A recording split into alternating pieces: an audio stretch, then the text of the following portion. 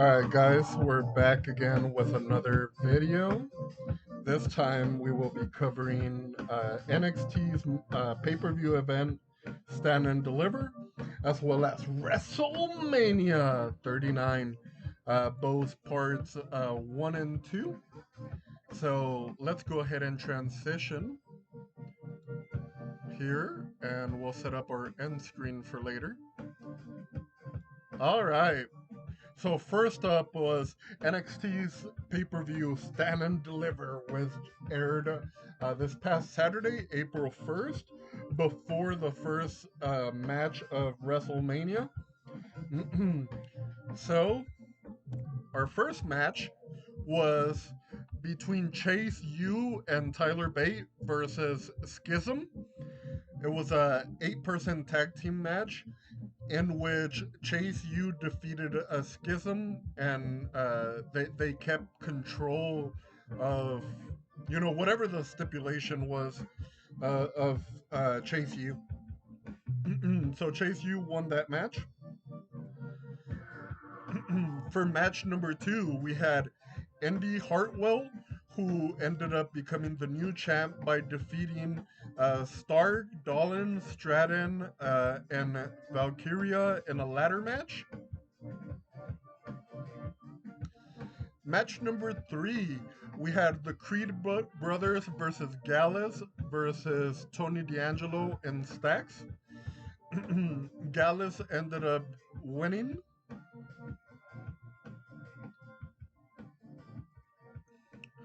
Next up, we had match number 4 of the pay-per-view, in which Dragon Lee went up against JD McDonough versus Wes Lee versus Elja Dragunov and Axiom,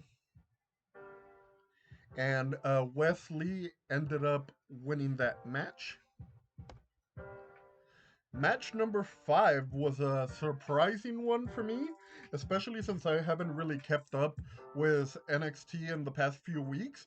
So we saw Grayson Waller go up against Johnny Gargano, who I thought Gargano was in the main roster. I don't know if this is him going back to NXT or if it was like a one-time thing.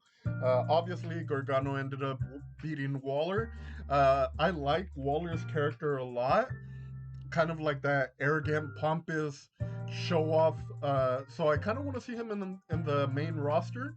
But unfortunately, he didn't end up winning. It kind of makes sense. He went up against Johnny Gargano. He wasn't going to win that. All right. Match number 6. We had the NXT Women's Tag Team Championship match, in which Fallon Henley and Kiana James went up against Alba Fire and Isla Dawn. Fire and Dawn ended up winning and becoming the new women's tag team champions. And the final main event of NXT was the NXT champion Braun Breaker versus Carmelo Hayes. And Carmelo Hayes ended up defeating Breaker to become the new NXT champion. Now, usually in the past, that means that if the current champion loses at a pay-per-view and drops the title, that means that Monday Night Raw, he will debut on the main roster. So looking forward to later on tonight, because I am recording this on April 3rd, which is Monday morning. So you might want to keep your eyes peeled out if Braun Breaker ends up debuting on Monday Night Raw, or potentially even Friday Night SmackDown, which would be on the 7th of April. So, just keep your eyes peeled. He might be debuting if the current track record remains the same, where if the champion drops the title, he'll debut in Raw or SmackDown. All right, and now we're moving on to the first day of WrestleMania. Everything that we've covered so far has led to this moment. Whether you're a fan of WWE or not, you have to acknowledge the fact that WrestleMania is the World Series, the World Cup, the Stanley Cup of professional wrestling. All eyes are focused on WrestleMania. Even other promotions are in the same city. As we saw with Ring of Honor, they had their matches in LA. I can't really say if that was the same for AEW and Impact, but there were a lot of wrestlers from the independent leagues, from other promotions, there for WrestleMania. It's just a major event. So whether you're a fan of WWE or not, you have to give credit where credit is due. WrestleMania is the biggest event for professional wrestling. So, with that said, let's go ahead. Before I get into the first match, I want to say that The Miz and Snoop Dogg were the hosts of WrestleMania 39 in Hollywood, California. So, they kicked off the event by, introducing the entire program, so to speak. With that said, our first match to kick off WrestleMania weekend was Austin Theory versus John Cena for the United States Championship. This is basically a match between the future, which is Austin Theory, against the past, which is John Cena. Now, all of you guys know Big Match John tends to always come through. It was a phenomenal match. As a matter of fact, I wrote down a lot of notes. So one of them. So once the match kicked off, Theory, John Cena was dominating, obviously. Theory bit John Cena in the ear so that he could gain advantage of the match. Kind of, pulled the Mike Tyson going for the ear. So that's one thing that happened. Um, Later on, John Cena was able to regain control of the match, but then Theory bites John Cena's fingers again during one of the submissions moves, um, and Theory was able to regain control again. Uh, During one of the moments, Theory was tapping out to a submission move, but unfortunately, the referee had been knocked out. Now, Austin Theory took advantage of the referee being knocked out to hit John Cena with a low blow. If you guys aren't familiar with that term, he went for the family jewels, in other words. Um, and then he hit John Cena with the A Town, which is his finisher. Let me lower my BGM a little bit. Hopefully, you guys can still hear it, but I couldn't hear myself think. So he hits John Cena with a A-Town down and pins him to win the match. A lot of people were surprised. I really wasn't surprised because, as we know, John Cena was the face of the company in the past. He kind of still is a little bit low key, but he's not a full time wrestler anymore. So for John Cena to win the title, winning this match, it didn't really make a lot of sense to me.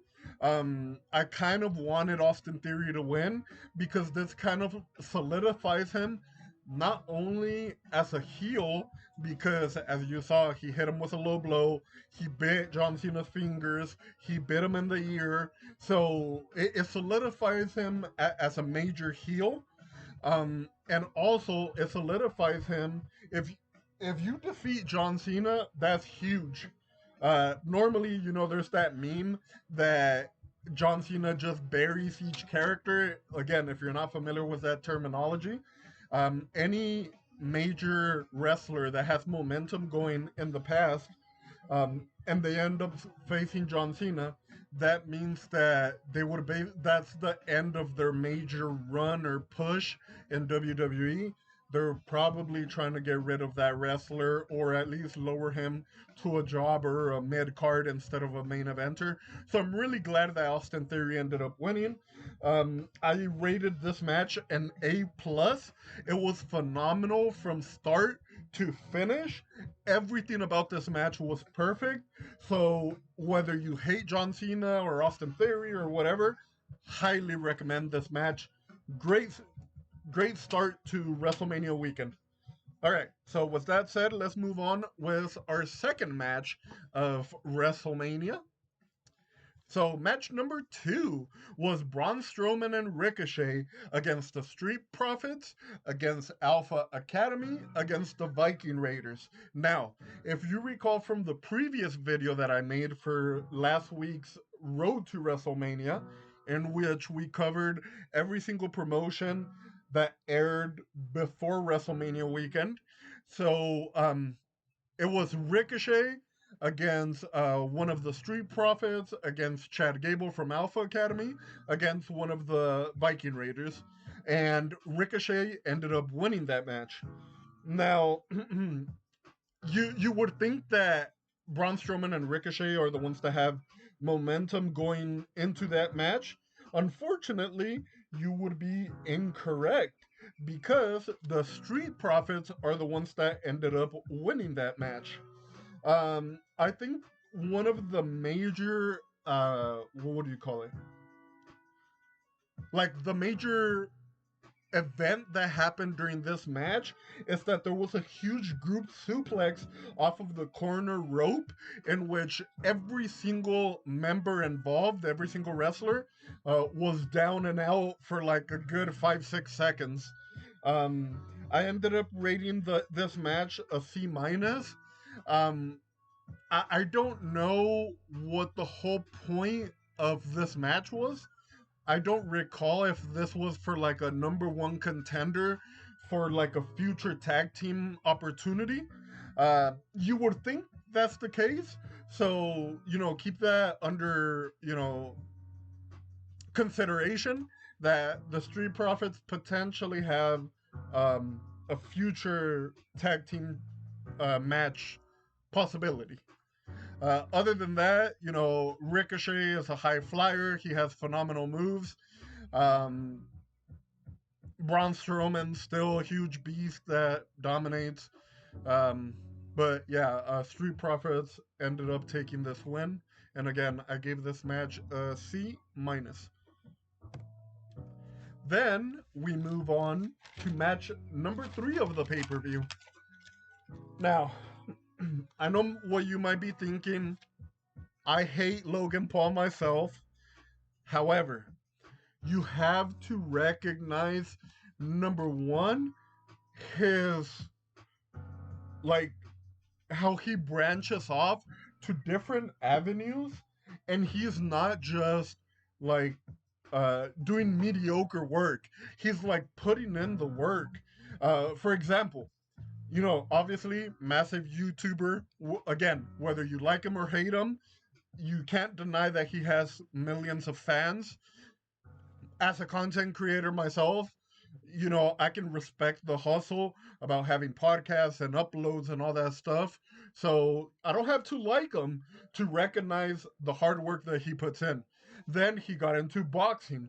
A lot of people said, oh, well, he's not really fighting like big name boxers or whatever. If you've ever been in a boxing ring, you know that it takes a lot of training and hard work in order to be in condition to even take part of the match. So, that's dedication. And he branched off, made his own energy drink along with KSI, which we'll talk about that a little bit more forward. And speaking of his drink, we're not sponsored. If he'd like to sponsor us, that'd be dope. But Prime Energy Drink just debuted here in Alaska. As soon as I saw it at my local supermarket, I picked up a cart full of Prime Drink, and I have it in the fridge just cooling. My favorite is definitely the popsicle flavored one. It reminds me of that popsicle that they would give us in elementary school. So it brought a lot of memories. It's definitely one of my favorite flavors that they have. And they're so popular that apparently they're sponsoring MMA. So, MMA nowadays is a huge thing. So they're not just gonna pick up any random just energy drink just because it's Logan Paul. No, they're gonna prove it first. So, and lastly, wrestling. He got into it, and at first, everybody's laughing, this and that. He's just Mrs. Sidekick, etc. But then what really solidified Logan Paul for me in wrestling was the match that he had in Crown Jewel against Roman Reigns. If you haven't seen that match, you should definitely watch it. He even had, I believe, either a torn ACL or PCL, one of those two. He got injured, and that's huge. That he's never been injured, and then he has this huge injury, and to come back within a year, not only to throw his opponent Seth Rollins off of the Royal Rumble, which led the beginning of this entire feud, but also to be in an like regular sanctioned WrestleMania match. So yeah, my props to the guy, man. Like again, I personally don't like him. I think him and his brother are like kind of scummy on like a personal day to day, but as a businessman, as an entrepreneur, as a content creator, I respect his hustle. All right. That being said, obviously, it's Seth freaking Rollins, one of the huge, definitely future Hall of Famer. I've liked him ever since I saw him in The Shield. He's always been my favorite. So obviously, I picked Seth Rollins to win. All right, so let's begin with the beginning of the match. So Logan Paul zip lines to the ring. That's a phenomenal entrance. One of the major events of wrestling, to zip line onto the ring. That's amazing. So props to Logan Paul for really memorable entrance. And then we have Seth Rollins' entrance, which was led by an orchestra along with all the fans in attendance, which don't quote me on this, but it was like 80,000 plus in attendance, all singing along to Seth Rollins' theme. Just mwah, chef's kiss. Amazing. Amazing. Right. So then the match actually starts, right? They get down to nitty gritty wrestling.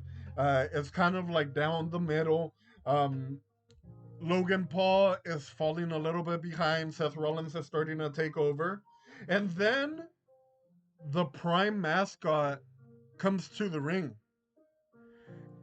And it is none other than KSI himself. Logan Paul's business partner was the one behind the mascot suit. So obviously, he distracts Seth Rollins. Logan Paul's taking advantage. They set him up. They set up Rollins to get on the announce table so Logan Paul could jump off of the rope. And what happens? At the last moment, Rollins pulls KSI onto the table, jumps off himself, and Logan crashes into the table, taking out KSI. So, will that set up like a potential feud in WWE between KSI and Logan Paul? Who knows? We'll have to check down the line. Let's see. Later on in the match, Seth Rollins pedigrees Logan Paul, but Logan Paul kicks out. The crowd goes wild, including myself. I mean, you think, oh, this newbie nobody just kicked out of Seth Rollins, one of Seth Rollins' finishers.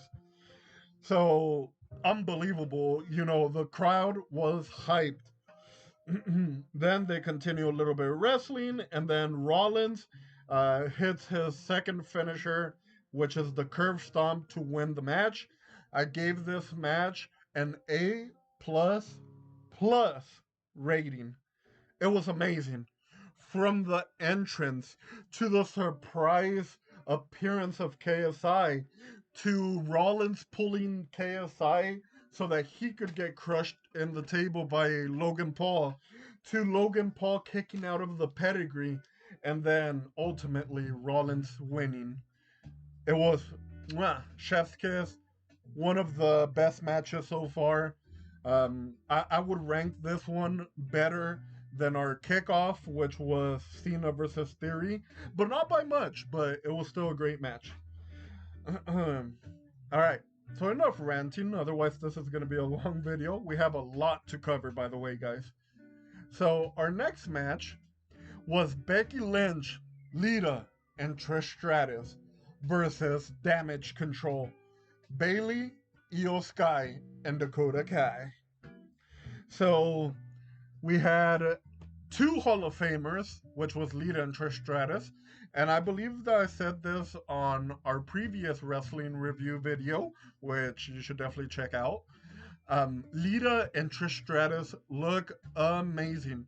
Not only has their physical beauty has remained the same, like they've aged like fine wine, but also their in-ring abilities, it doesn't seem that they retired. It seems like they picked up right off where they left off. So props to them. They're in phenomenal shape. And then obviously Becky Lynch, aka the man, a future Hall of Famer herself. Um, all three just wonderful, wonderful. Now let's move on to Damage Control. I think the two members that I like the most are Bailey. Um, I was never really a fan of Bailey. Was the whole hugging and this and that. It kind of got old really fast. So I'm glad that she turned heel.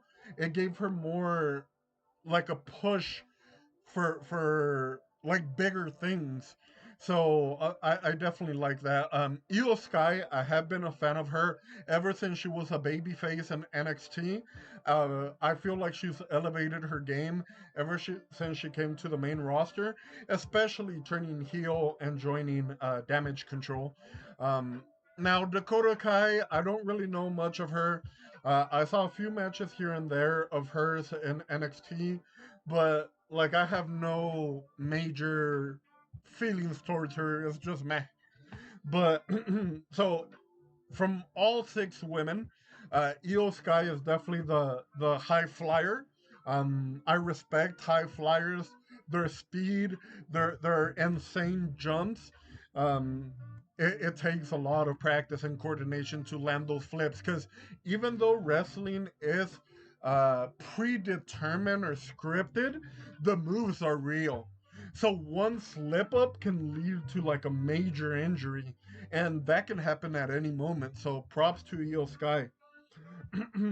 So let's move on to the actual match. So at some point during the match, every single woman of these ladies hit their finisher, which was awesome to see. Um, a different moment that I highlighted is Io Sky jumped off of the top rope and took out everybody. Let's see. Everyone made it back to the ring right before the 10 count. I believe the referee was either at an 8 or 9 count. So they all barely made it into the ring. That was pretty fun to watch. Let's see. Becky Lynch ends up pinning Bailey for the win. I felt like that was a massive thing for Bailey to get pinned by Becky Lynch. Hopefully, this ends the feud between them, and both groups can go on to other things because you don't want to keep pushing the same old story constantly because the fans will get tired of it. It's like, oh, here we go again. So this should end the story between these six women. So great match overall. I gave it a B minus, um, just because I kind of wanted to see a little bit more moves between Trish and Lita as well as Io Sky. But other than that, yeah, a decent match. Definitely a must watch. All right, moving on. Okay, so this one was really, really emotional, sentimental match.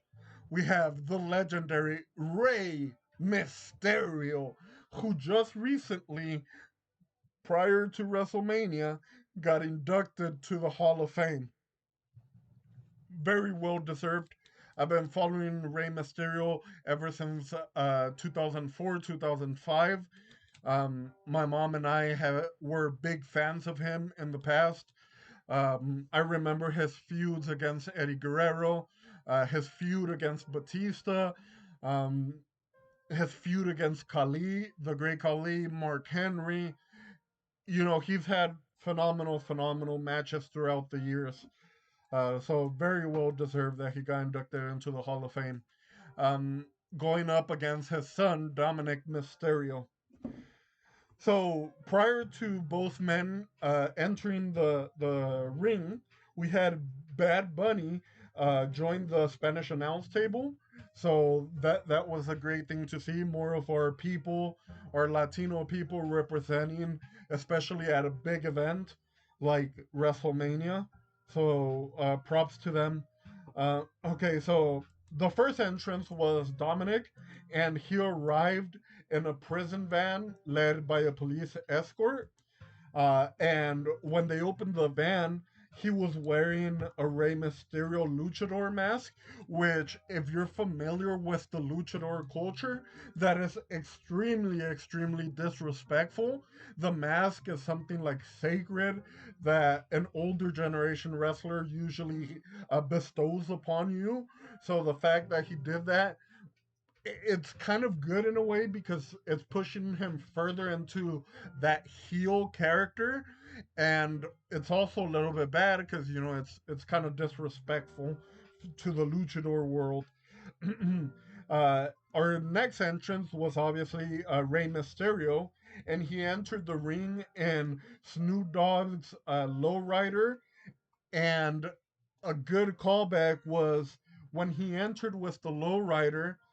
It was to Eddie Guerrero's "I Lie, I Cheat, I Steal" theme song. So I personally really got emotional after that. If you're not familiar with wrestling, Eddie Guerrero was a legend that unfortunately passed away. I believe it was in '06 or '07. He was one of the greats that um, a lot of people looked up to, myself included. So even right now, I'm getting a little emotional. As soon as I heard his music play, I definitely shed a few tears, guys. So you guys can give me crap about it in the comment section, but if you're a fan of wrestling like I have for the past, decade and a half, um, you know what Eddie Guerrero meant to a lot of us hardcore wrestling fans. So it was a huge honor that Rey Mysterio paid that respect to him. Okay, so hold on, let me clear my eyes because I got a little bit teary eyed. Ah,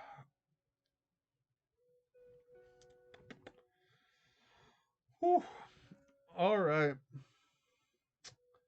So the match starts. It's normal back and forth. Um, So Dominic Mysterio at one point throws water at his sister in order to distract Rey Mysterio and take control of the match. So I believe while Rey Mysterio went to check on his daughter, Dominic sent him flying into the steel post in order to take control. So that's not only disrespectful to his sister, but I feel like the entire family. It's good to push him further and further for a heel, but even Corey Graves, who's a huge fan of Dominic, was saying that he can't really respect Dominic for that action. Like, your beef is between you and your father. Don't bring in your mom and your sister. They have nothing to do with this feud. Let's see.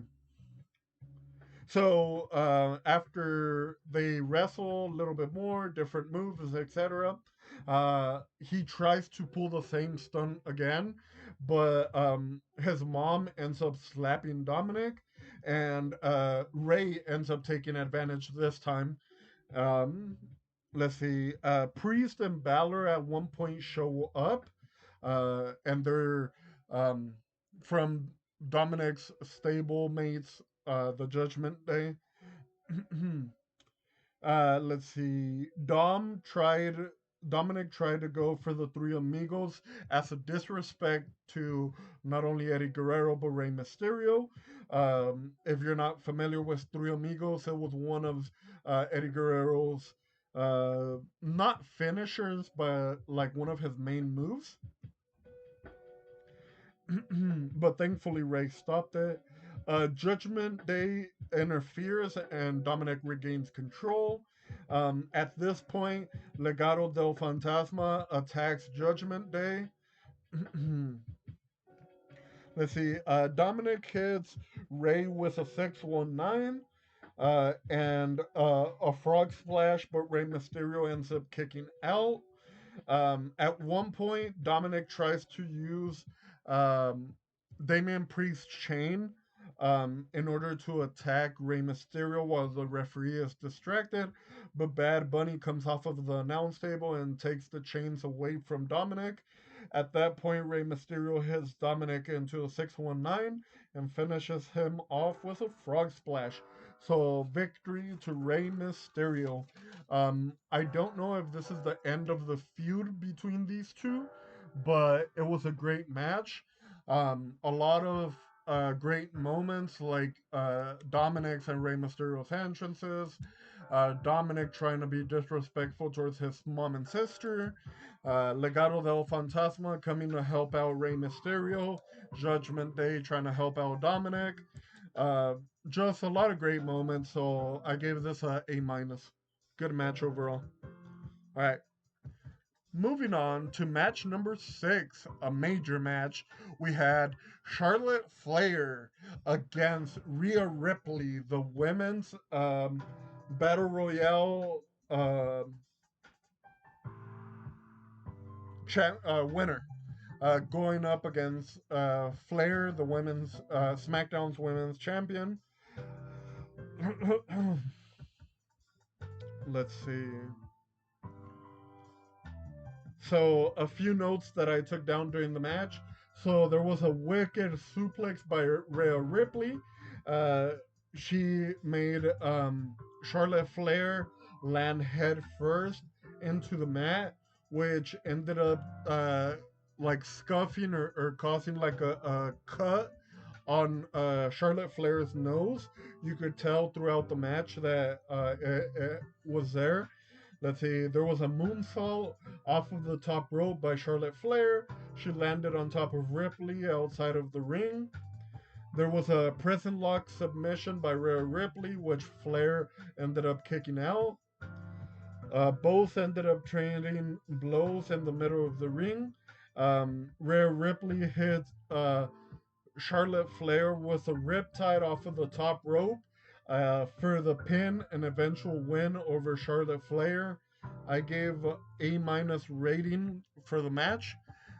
Great match overall. Don't get me wrong. I know I didn't contribute much to it, but those are like the major notes that I had.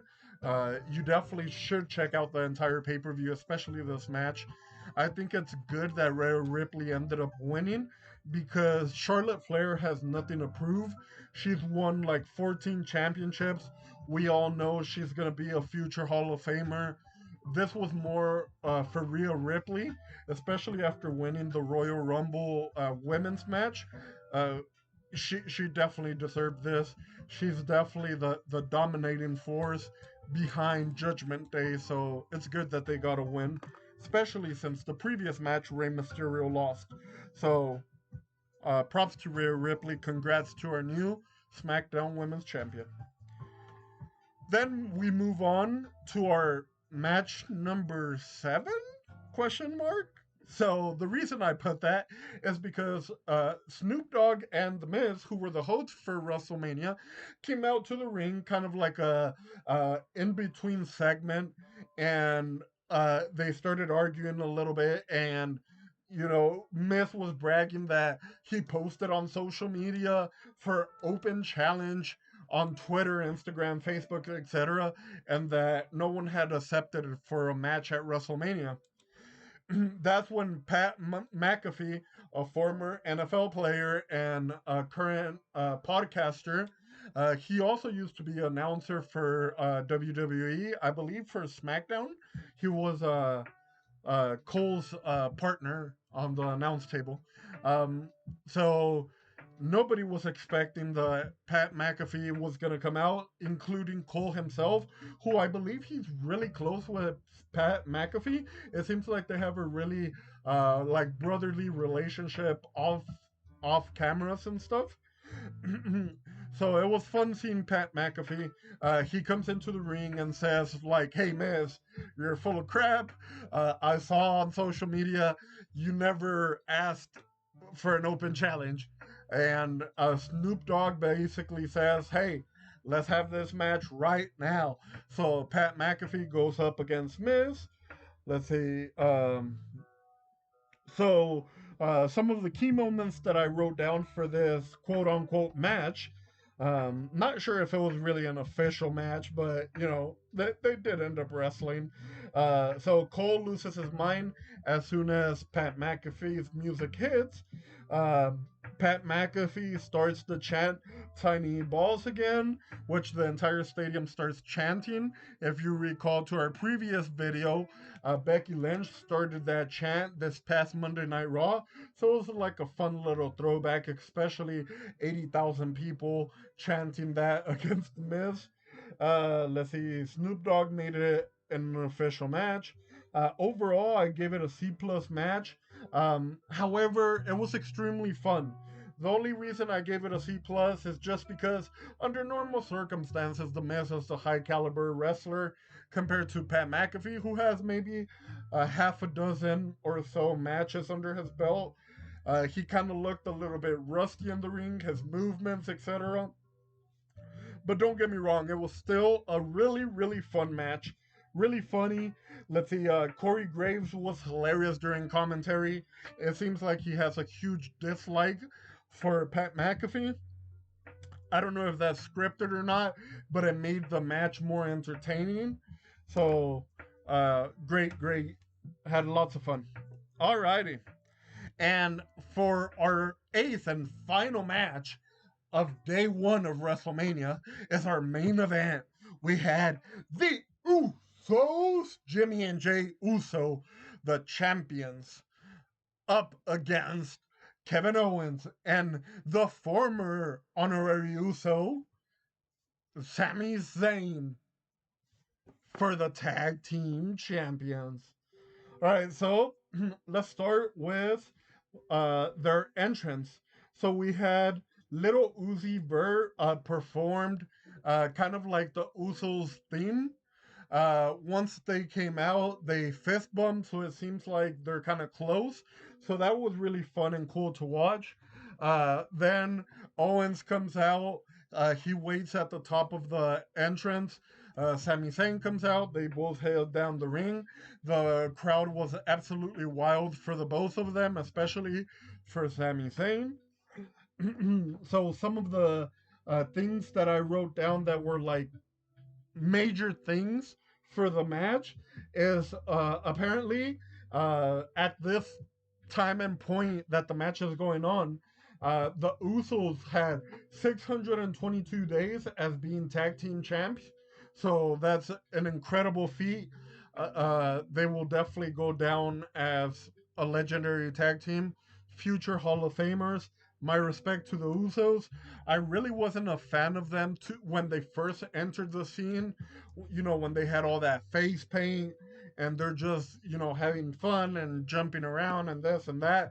But after they started their whole heel turn with their day one Uso personality, and then after that, the whole bloodline storyline, I definitely became a huge fan of them.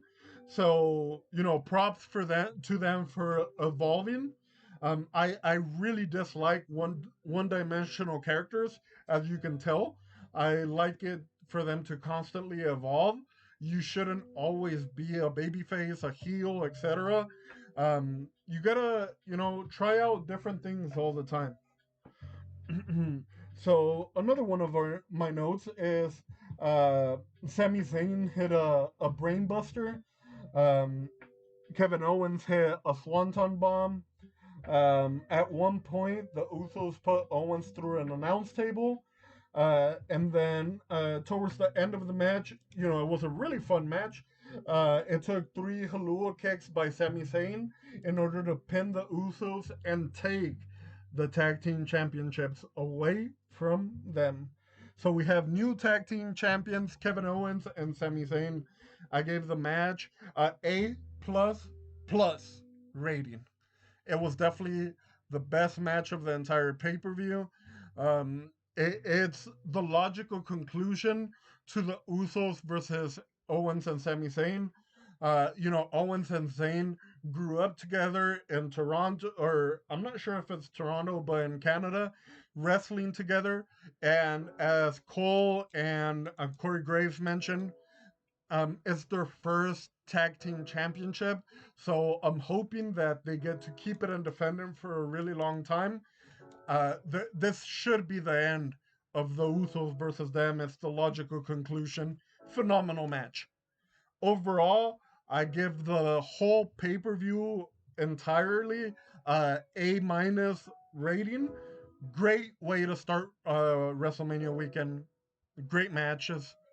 Really enjoyed it. And with that, let's take a quick breather because I gotta check OBS as well as hydrate since I've been talking for a while. So we've been recording for 41 minutes, guys. So been talking a lot, and we still have to cover day two. So let me get some hydration.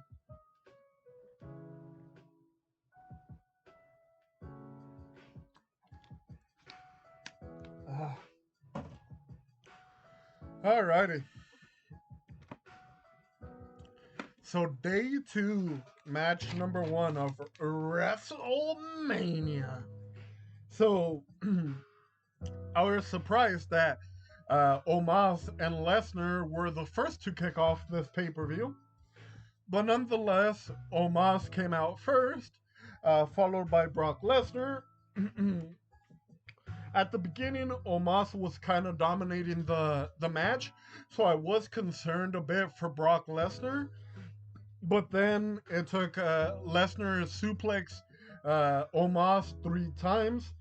He tried to hit him with an F5, but it seemed like his back or his legs gave out.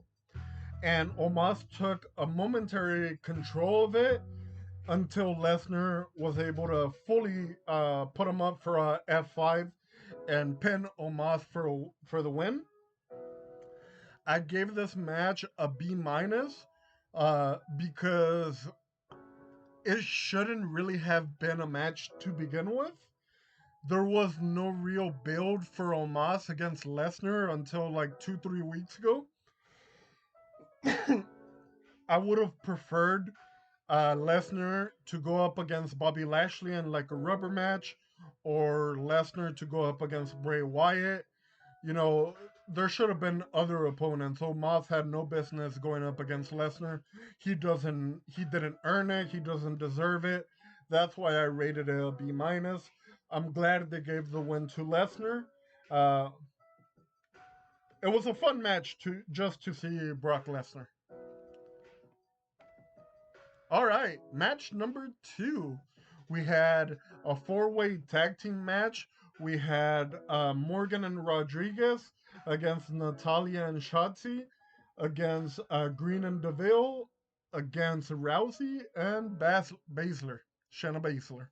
So as I mentioned in our previous weekly review video, I'm not really a fan of Green and DeVille. Their main character arc is that they like to complain, so they had no business in this match. Not to mention, I don't know why this match was made. Again, it's probably for a future women's tag team title match. I'm not sure, but nonetheless, Rodriguez and Liv Morgan ended up pulling off some phenomenal moves. I'm a fan of both of them. Baszler and Rousey dominating as ever. Natalia great in submission. Not much from the other three women, unfortunately. Shotzi, Green, and DeVille. They're more like jobbers, in my opinion. There's other uh, women wrestlers that deserve to be in WrestleMania compared to them. uh, Rousey and Baszler end up winning the match. I gave this match a D minus. Kind of boring throughout. There were a few good moments here and there, but overall, it wasn't a WrestleMania caliber match. Sorry about that beep. I had to start charging my laptop so it doesn't die halfway. All right, match number 3. We had a three-way title intercontinental championship match between Drew McIntyre, Sheamus, and Gunter. It was a phenomenal match from beginning to end. Um, at one point, Sheamus and McIntyre team up against Gunter, hitting him across the chest at the same time.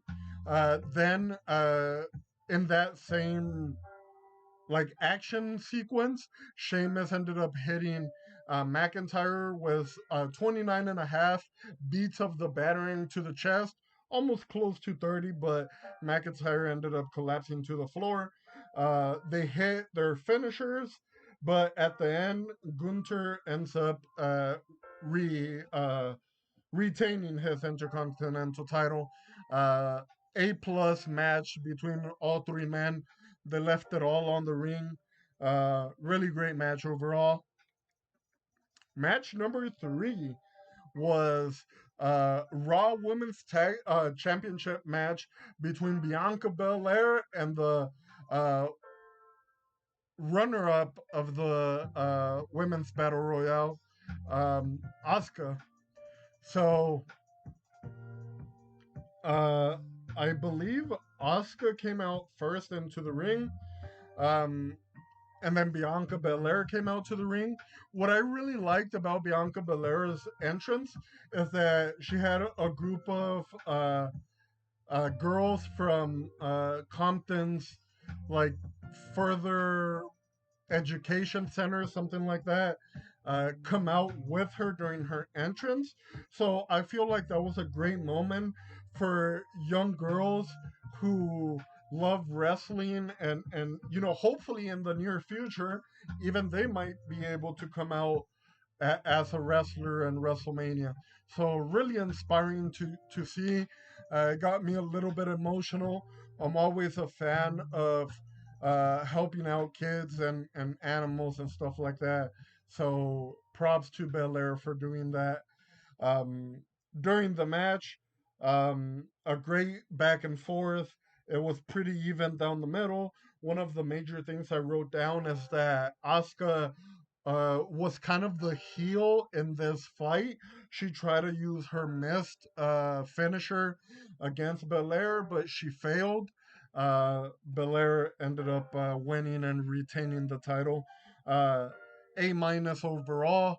Really great match. Um, I would have liked to seen Asuka win, just because she's been dominating for the past 2-3 years. It's one of the few women that I look up to that are on Monday Night Raw. So really, really great show put on by both women. All right, so this is where we'll take a quick break because I'm really thirsty.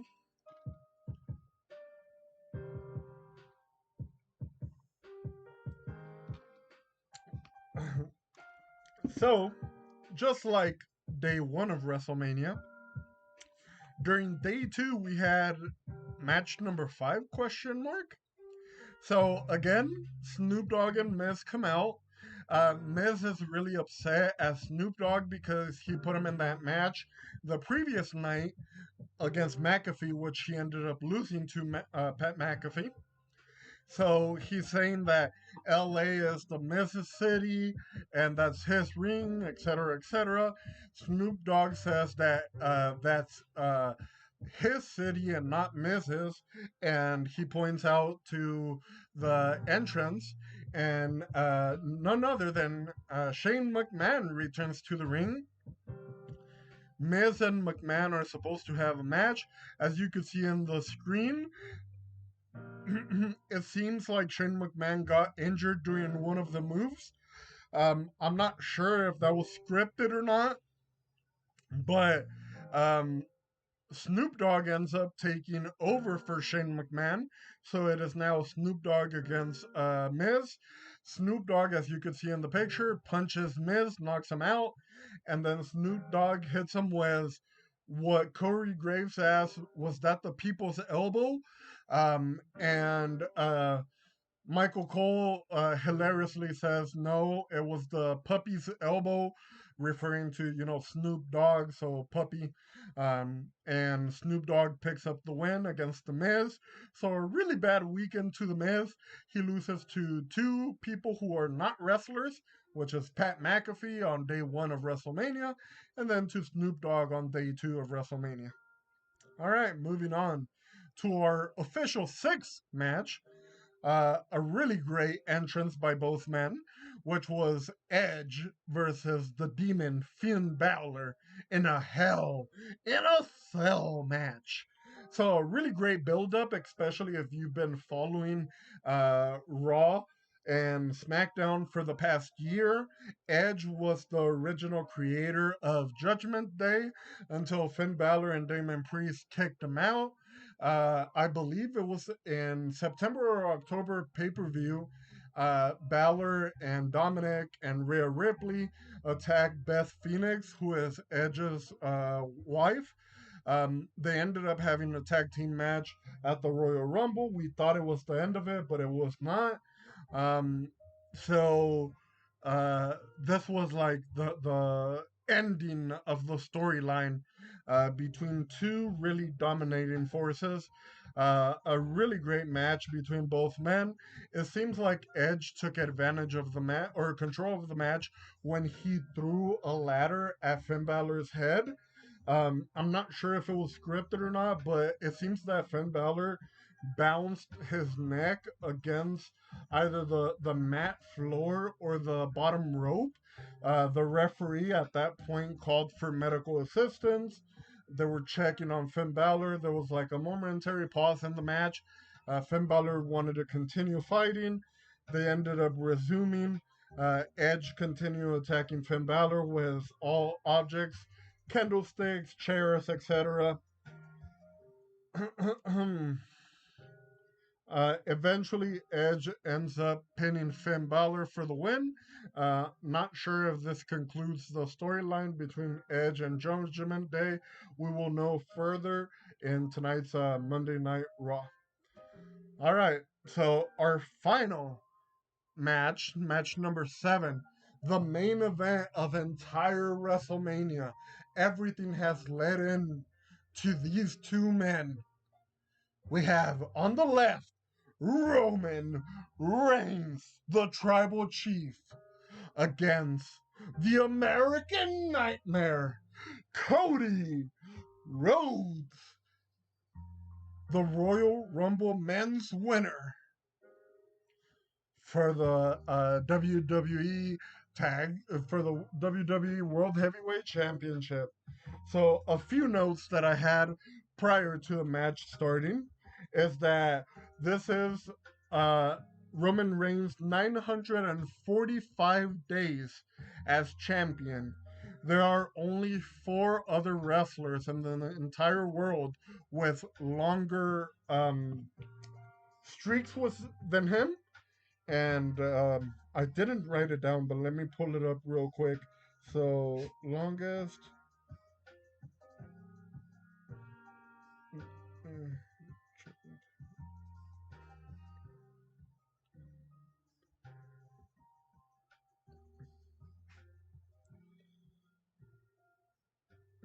mm, All right, that seems like I found the.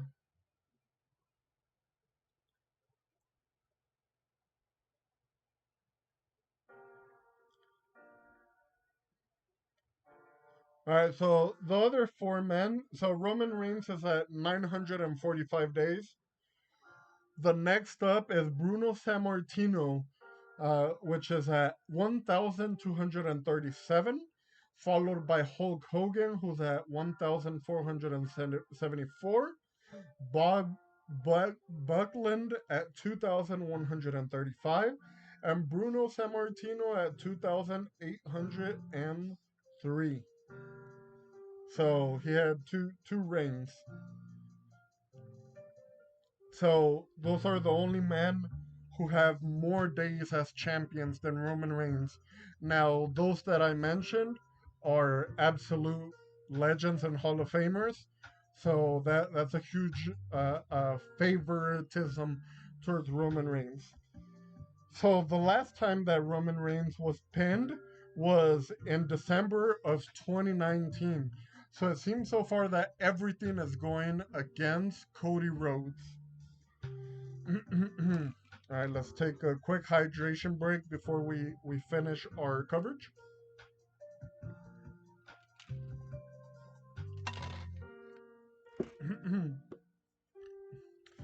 So, there's a few things that I want to note down before the actual match. So, Cody Rhodes is the first person to come out into the ring. The moment his music hits, the entire crowd goes wild.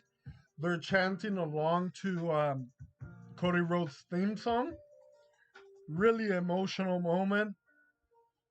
As he makes his way down to the ring, he goes up to the front row and kisses his wife. He holds his daughter in his hands. His sister and his mom are also there. And then he take off his weight belt and gives it to Luke Harper's son. If you guys don't know who Luke Harper is, he passed away last year. He was part of the Wyatt family, a great wrestler. At the point of his passing, he was already signed to a different promotion, which is AEW, but he still meant a lot to WWE fans and WWE talent and wrestlers. So I really got emotional, not only because the crowd was chanting to his music, 80,000 people cheering you on, that had to feel great for Cody Rhodes, especially how he left WWE.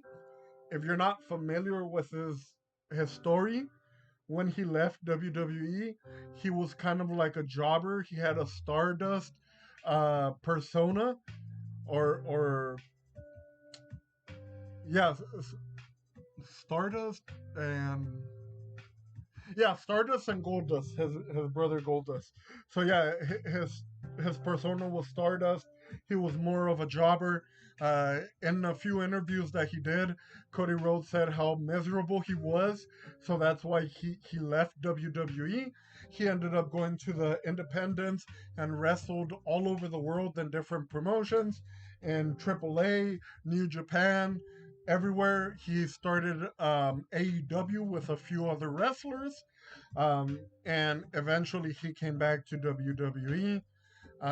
He's gone through a lot, and including the passing of his father, Dusty Rhodes, the American Dream, must have been heavy on him.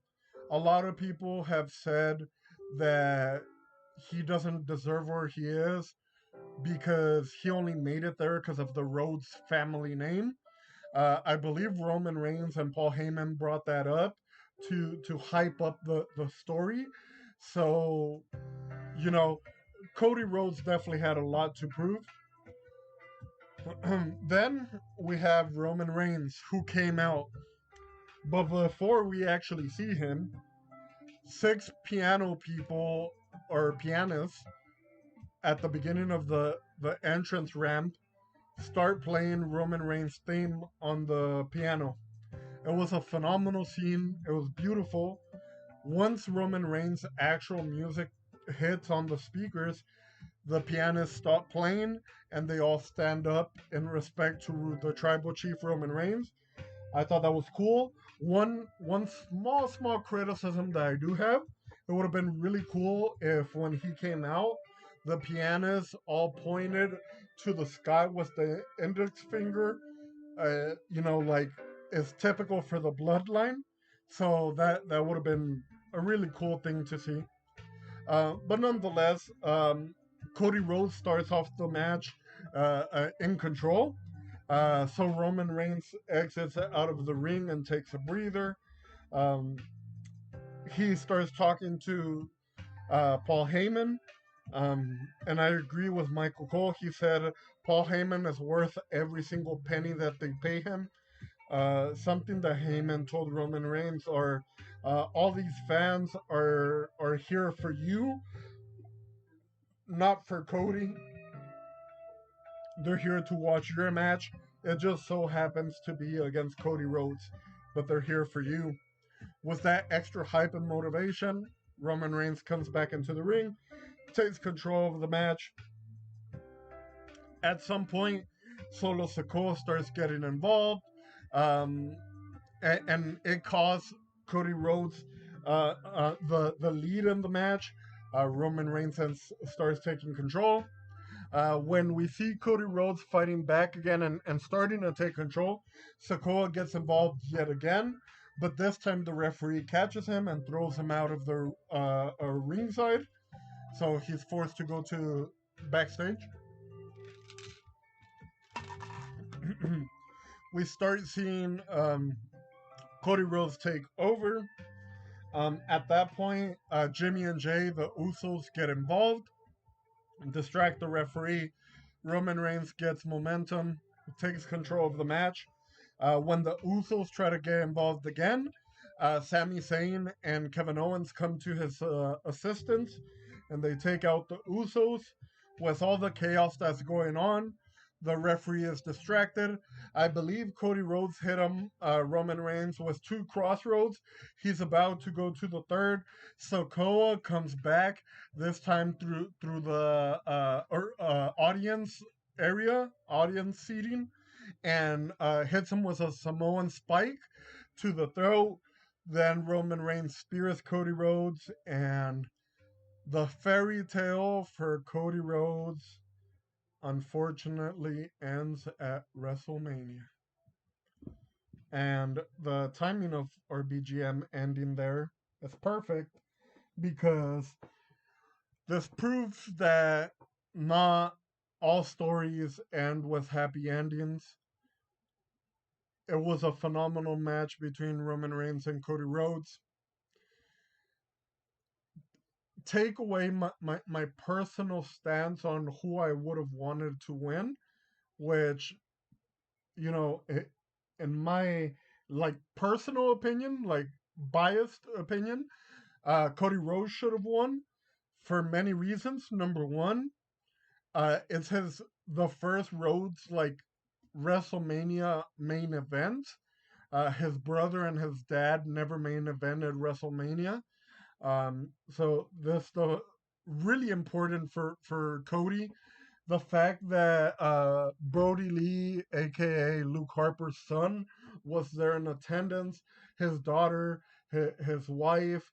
This was more emotional and meant more for Cody Rhodes, as Michael Cole said, this is just another day at the office for Roman Reigns.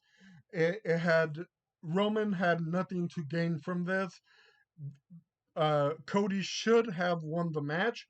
I'm interested where they're gonna take this. If if Reigns is gonna lose the title at the next main event, which I believe it's either Money in the Bank or SummerSlam, um, potentially, but it would have been better if he dropped the titles to Cody at WrestleMania.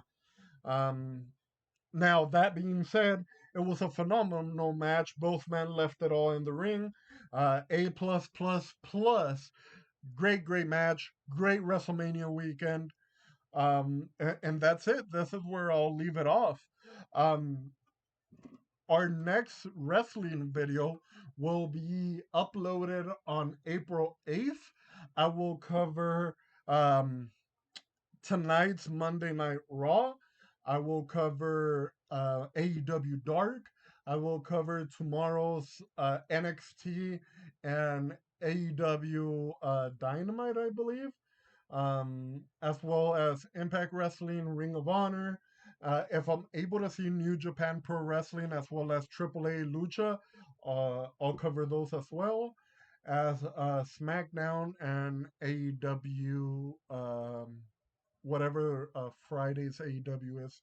So I will cover all those shows on Saturday's video. Hopefully, you guys enjoyed this wrestling coverage. I will do uh, WWE main event coverages.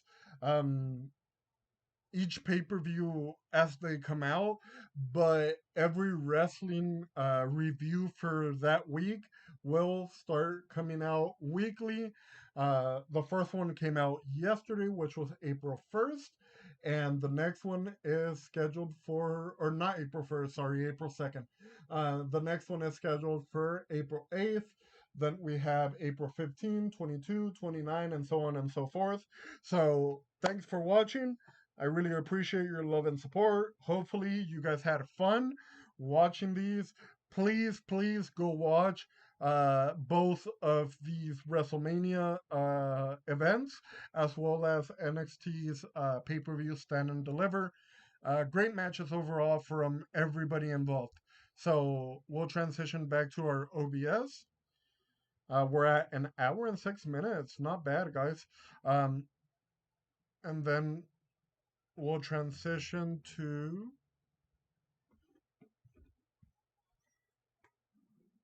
I don't know why I'm getting static, our end scene. Alrighty. Thanks so much for watching again, guys. If you like these type of videos, be sure to like, comment, subscribe, hit that notification button. I really appreciate you guys. Love you guys. I'll continue doing these, especially if you guys are enjoying these. So, if you guys have any recommendations for like other promotions that I'm not covering at the moment, let me know. If you guys would like me to cover other types of events like sports, um, definitely let me know. And yeah, I'll see you guys next time. Love you guys. Bye-bye. Bye.